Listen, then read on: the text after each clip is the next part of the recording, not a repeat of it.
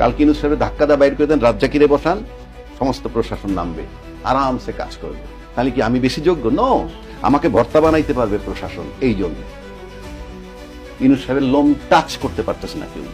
সেই আওয়ামী লীগ যখন পতিত হইল, আমি নিশ্চিত করে বলতে পারি সেই সমস্ত জায়গাগুলো খালি হয়ে গেছে।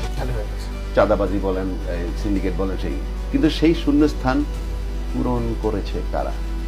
This is my question. খালি নাই, পূরণ করেছে কারা? যারা শক্তিধর নিশ্চয় তার। আমার অত দরকার নাই তো, যারা পূরণ করেছে তাদের কাছে দেশ নিরাপদ কিনা।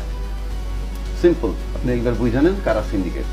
দুই আসেন আইন শৃঙ্খলা বাহিনী, দুইটা কারণে সক্রিয় হবে আইন শৃঙ্খলা বাহিনী। Number one, if Yunus is removed, কালকে ইউনূস সাহেবের ধাক্কা দা বাইর করে দেন, রাজ্জাকিরে বসান, সমস্ত প্রশাসন নামবে, আরামসে কাজ করবে। তাহলে কি আমি বেশি যোগ্য? নো, আমাকে ভর্তা বানাইতে পারবে প্রশাসন। এই জন্যে ইউনূস সাহেবের লোম টাচ করতে পারতেছে না কেউ।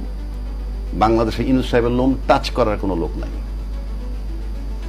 আমি যদি প্রধান উপদেষ্টা আর ইউনূস সাহেব যদি স্বরাষ্ট্র উপদেষ্টা বানায় রাখি, তাও একই কাজ হবে। His presence in the state is enough. আরেকটা যদি বলেন যে ইউনূস সাহেব থাকবে না, নির্বাচন হবে, ইউনূস সাহেব থাকবে অন্য কোন প্রক্রিয়ায়, রাষ্ট্রপ্রধানরে সরাই দেন, তাতে আইন শৃঙ্খলা বাহিনী কাজ করবে। কারণ আইন শৃঙ্খলা বাহিনী দেখতেছে অর্ধেক আমাদের আছে। কারণ গেজেট অফিসারের চাকরি যায় রাষ্ট্রপতির কলমের খোঁচায়, চাকরি অ্যাপয়েন্টমেন্ট হয় তার কলমের খোঁচায়। হি ইজ অ্যালাইভ, সে আছে। সুতরাং ভয় তাদের কম। আপনি চাকরিচ্যুত করতে পারতেছেন না, স্বাক্ষরটা কিন্তু রাষ্ট্রপতি করবে।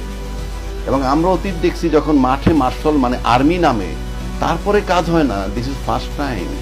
এসটিসি পাওয়ার দেওয়ার পরও যখন আর্মি কাজ করতে পারে না, নাথিং, এটা আই ওয়াশ, সিগন্যাল আছে, করবা না, তা নাহলে হয় না কেন? মাই কোশ্চেন ফিনিশ নেই। এইবার আসেন আপনার তিনটা চ্যাপ্টার।